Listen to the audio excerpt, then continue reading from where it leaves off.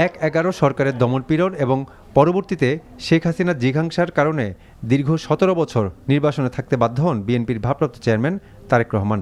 ২০১৮ সালে বেগম খালেদা জিয়াকে সাজানো ও মিথ্যা মামলায় সাজা দেওয়ার পর দল পরিচালনার দায়িত্ব পড়ে তারেক রহমানের উপর। অনলাইন মাধ্যমে দলের নেতৃত্ব দেওয়ার পাশাপাশি ধরে রেখেছেন ঐক্য। তারেক রহমানের স্বদেশ প্রত্যাবর্তনের দিন দলীয় নেতাকর্মী ও শুভাকাঙ্ক্ষীদের যে স্রোত নামে তা অবিস্মরণীয়। সংক্ষিপ্ত ভাষণে যে প্রত্যয়ের কথা বলেছেন তা বিএনপির রাজনীতিতে নতুন অধ্যায়ের সূচনা হবে বলে মনে করছেন রাজনৈতিক বিশ্লেষকরা। সবাইকে নিয়ে তিনি কাজ করবেন, সবার সহযোগিতার মাধ্যমে তিনি কাজ করবেন।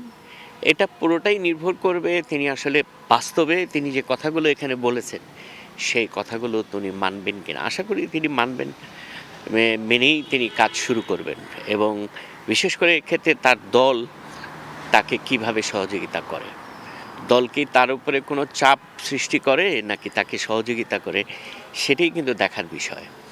এইটা হচ্ছে আমার ধারণা একই সাথে রাজনৈতিক দলগুলোকে একটা দায়িত্বশীল আচরণ করবার পরামর্শ। I hope that it also includes তার ওন পার্টি, কারণ ওনার পার্টিরও দায়িত্বশীল আচরণের একটা প্রয়োজন আছে। আমরা বিভিন্ন ধরনের অভিযোগ শুনেছি, সেগুলোকে অ্যাড্রেস করলে আরও ভালো হতো।